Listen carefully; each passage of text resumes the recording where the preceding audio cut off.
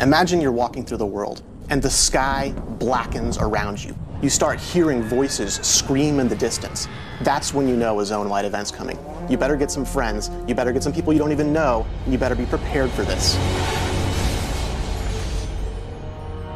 One of the most exciting things about Rift is that in addition to all of the static content that people are used to from other games, there's new types of things to do no matter where you go. Whenever you talk about dynamic content, you're talking about individual events that happen throughout the world, but everybody's waiting for that one that ties the entire world together.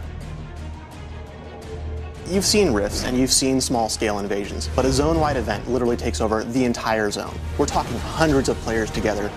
And then we have hundreds of NPCs and tons of rifts open. I mean, just the whole sky goes crazy. I mean, just all hell breaks loose.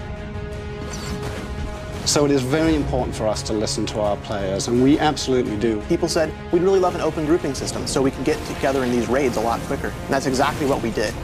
When you finally, you reach the biggest things in the game, you see a Colossi, you're not going to think this is a solo encounter, this isn't something I can do alone. You're going to want to run back down, you're going to want to grab everybody you can, you're all going to want to jump on that thing together. We are offering dynamic content in a way that no other game is, because we are giving players direct control. Ancient Wardstones are like a content pinata. This is your way to interact with the world and drive the game and make it do what you want it to do. The most immediate impact the player is going to see is going to be in the quest hubs themselves. Doing the quest, upgrade the hub. By turning on one of the Ancient Wardstones for your faction, you are turning it off for them. It's a really fun part of the system. You get to go over there, blow up the other guy's Wardstone, and then take it for yourself. I get new content, I get new loot. You've hit cap, you've done tons of rifts, you've seen the mechanics of them evolve over time, you've fought back 1,000 invasions and killed every foothold you can see on the map. So what do you do now? What we want you to do is we want you to go find the expert rifts and the raid rifts. Not only are the rifts bigger themselves, but the types of things and the number of mechanics and objects that we're spawning in, it's just magnified. So while we require sort of an elite crew, we also want to make sure that anybody else shows up when they see these things in the world, can help out, can help the fight, can jump in and still get the contribution rewards they've been accustomed to getting.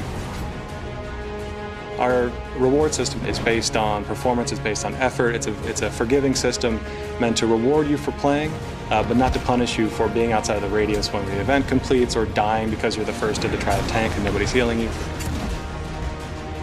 The best reward you get out of our dynamic content is the planar focus. And this is essentially an item which has this number of slots associated with it, and you're going to be able to get essences from doing planar content. They can power up abilities you already have or give you new abilities.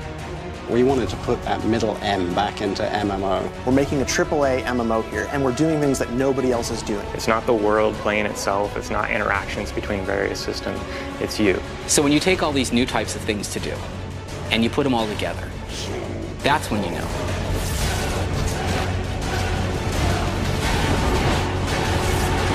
This is Rift.